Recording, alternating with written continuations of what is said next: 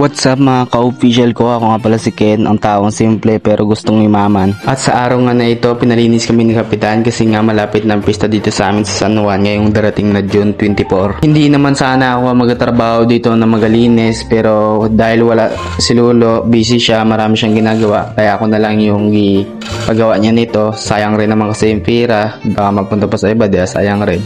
Sa tanod out po sana ako unang magalinis dapat, kaso nga lang may nakita akong dumi dito sa harap ng bahay namin kaya dito na muna ako unang naglinis.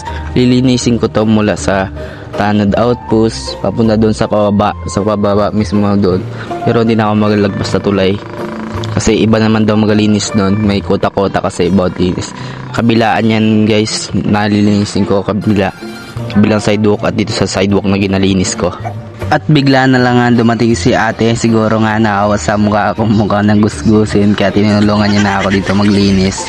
At dahil nga tumulong si ate sa akin sa paglilinis, ako nagdamo dito at siya naman ang nagwalis ng mga dahon-dahon.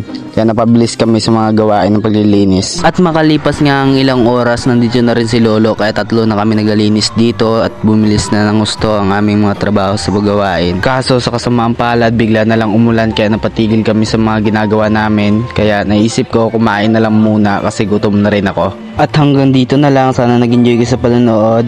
Hindi magpalo pangit.